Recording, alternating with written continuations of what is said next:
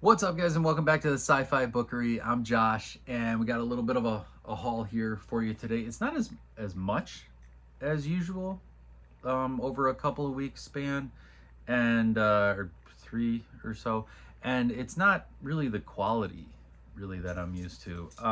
But there's definitely some good stuff, especially down towards the bottom here too, that I'm already reading that I'm very excited about.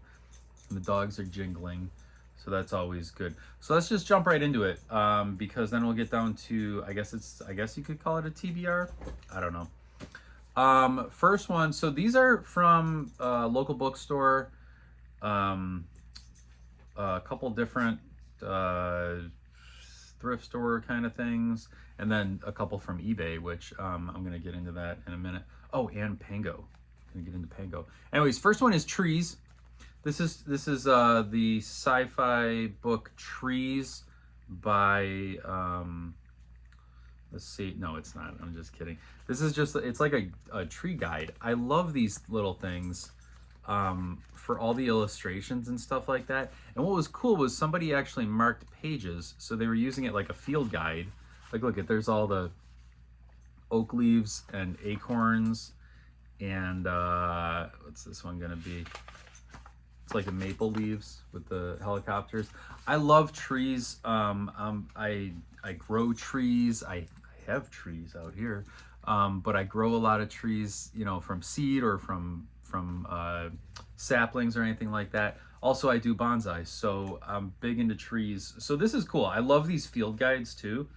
Like I said, I have a bunch of these for trees, insects, animals, poisonous plants, all that kind of stuff. I love these. These are really cool.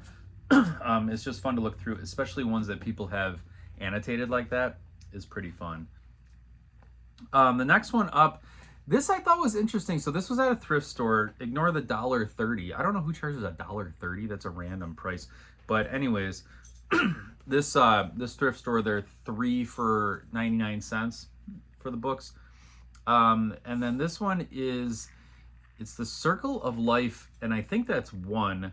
Greyfax Grimwald. I don't know anything about this, but it says beginning a great new saga for all who love Lord of the Rings, and I do, and I'm gonna get into that a little bit later on. But I thought that was interesting. It says, "Welcome to the enchanted twilight world of Alaton Earth." I don't know. I'm not big into fantasy, but that looked kind of cool, and it's #1 in the series. Do you have something? Do you have somewhere that you could be? No? Do you want to be on here? Come here. Come here. She's just gonna deal with whatever. Oh, come here. Come here. Come here. No? Okay. All right. This next group here is kind of cool. So these all came from a thrift store, and I found them throughout the shelves. So this thrift store, I've talked about this one before because I get so excited when I get to go there, because it's not near my house. So like when I'm in that area of town, I get to go to this one, and I really love it there because their book section is massive. It's like a library. So I found a huge stack here, and these are spread out all over here. But look at it. There's a Jughead and Archie, and it looks just like an Archie comic, which I have a whole box of those over there. Archie comic, but those are fun. And then these are just like little comic strips inside. Let's face it, Charlie Brown. This is the old Charlie Brown too. This is the Charles Schulz original, like Charlie Brown illustrations. So I thought that was cool. That's a faucet crest, which I have some of those already. Oh, that's one for later. Another Charlie Brown. It's for you, Snoopy. It's always for Snoopy. Anytime the phone rings, it's always for Snoopy. He's very popular. Dennis the Menace. I used to love Dennis the Menace growing up. This is Dennis the Menace and his pal Joey. So that's Joey right there. And I always loved his dog. I always wanted that dog, but now I got these two buttheads instead. Family Circus. This was one of my favorite comic strips in the newspaper growing up. If for those of you who remember comic strips in the newspaper, my gray is showing. This was one of my favorites. So this is I Need a Hug. I love that. Bill Keane was just such an iconic artist and storyteller. And then this one was cool. This is a Walt Disney one. There's, what is it? Super Goofy, right? Is that his name? Super Goof. But I remember watching those cartoons growing up. But this one's kind of cool because it's also got, so you got the goofy stuff, but then it gets into a super serious Zorro comic in the back. So these are fun because they're all just like little comic books, and I love comic books. So that's kind of fun. This is cool. So Earl Stanley Garner. This is the Case of the Sulky Girl, and this is like an old book. Let me see if we can even find. So in pocketbook edition, first printing was 1941. This one is the 25th printing, 1950. So that was a cool thrift store find. It looks like some kind of a, I don't know, horror mystery or something. This is a windshield wiper coming through. The art on these books is so cool. And you've heard me talk about Frederick Brown a million times on this channel. He's one of my all-time favorite authors. And a lot of the horror mystery stuff that he wrote had covers very similar to this because it was same era, 40s and 50s. So that was just a, I don't know, cool find. I was talking about Lord of the Rings. Check that out. Boom. All right, so here's the plan, and this has been the plan for a long time, and I can't seem to accomplish my plan, is to collect the entire Lord of the Rings book series in multiple versions. So this is the movie one. I already have Fellowship of the Rings with this, or Fellowship of the Ring with this one. And then this one is that was a Del Rey too. What is this? Oh, Ballantine. Sorry, this was Ballantine. And this is the Return of the King. So I think I might have one Ballantine, but it's the Hobbit, and it's the green one. So I don't know if this matches. I got to see on the shelf if those match, because that's my plan, is to just get all the sets of the big paper books, paperbacks. Here's a cool one. So this came from a Goodwill, actually. This is another Del Rey, and I love Del Rey. It's, you know, that's good stuff. This is Red Planet, Robert Heinlein. I've mentioned multiple times on the channel, I'm not really super into Heinlein, but every now and then there's a story that catches me. This is one that I had actually been looking for because I wanted to read it. And so here it is in my hands. So I don't know, I'll probably read that within the next 30 to 40 years. John Grisham, A Time to Kill. Somehow I have gotten away with not reading this book, whereas I feel like I remember this book sitting on my grandma's bookshelf because she was a big John Grisham fan. And I remember this on there. But great movie, love the movie. This is a chunky monkey, 511 pages in this monkey.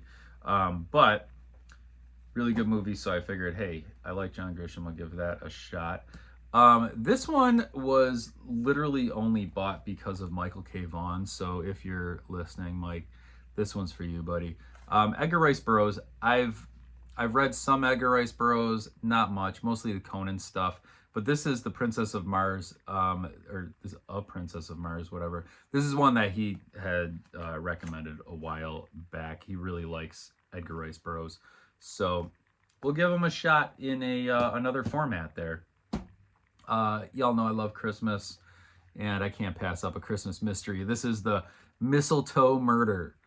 What a great name. What a great name. Leslie Meyer.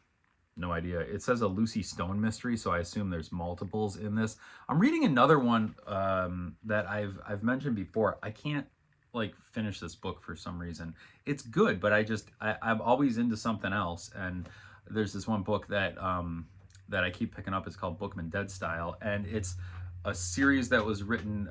They all take place in this stationery shop in Colorado, and it's the same kind of thing. So this is a Lucy Stone mystery. That's another one, whatever the person's name is. You could see how it has such an influence on my life, that book. But it is a good book. I don't know. Got to be in the right mindset. Mail order murder. This is great. So I'm excited about reading that at Christmas time. And now into the beef of the beef here. So I saw Arthur at the Bookshelf Odyssey. He had finished reading Hoka Hoka Hoka, and there were a couple stories in mine that I still hadn't read, and I couldn't find it. I don't know where it is. So I ended up buying another one on PangoBooks. which is a bit of a plug now. Pango Books, go down in the description and click on my Pango Bookstore, and you can see lots of stuff. It's stuff that I've either DNF'd or I found extra copies of books that I really liked and wanted to get them out to people. So check out my Pango Books list. But anyways, this one came from Pango. Hoka Hoka Hoka. This is Gordon R. Dixon's Small Bear stories. So he has many stories about alien bears. But I'm almost done reading. You see that bookmark? That's the beginning of the last story that I haven't read from Hoka Hoka Hoka. So that's cool. And now moving on to Gordon R. Dixon's Large Alien Bears. This is the right to arm bears, and this is all of his other ones that take place on Dilbia, which is a different planet. That's Hoka. This is Dilbia, different planet. These are the large bears, and these are the ones that are actually bears. These ones are just described as like bears or looking like small bears. These are actual bears on this planet, and they're gigantic. They're like 12 feet tall, the smallest ones. So there was one story in here that I needed to finish, and it's the Law Twister Shorty, and it's relatively short. I only have like another 10 pages left in it to read, 15 maybe. But that, and then I'll be done with all of Gordon R. Dixon's large bear alien stories. I love Dixon. It really, just a fun author, and the way that he describes things is such like a human way of describing things. I don't know. It's tough to point out what I really do like about his writing. I just like that it sounds like a person telling a story. It sounds like the stories of old, like sitting around a campfire and listening to these tales, and that's how he writes. And so I love his writing, and I'm out to read everything sci-fi that he's written. Not really putting that as a challenge or anything like that, but just something I would like to do, because he wrote a ton of fantasy, and I've read some of his fantasy, and it is very good, but like I'm just not really super into fantasy. I'm more into sci-fi, and this stuff this stuff scratches the itch right there. Alien bears, love it. All right, guys, so that's it for this haul. I hope I rambled enough for you, from me and from Wayne and from all the dogs. Thank you guys for watching. This is Sci Fi Bookery, and we'll see you next time.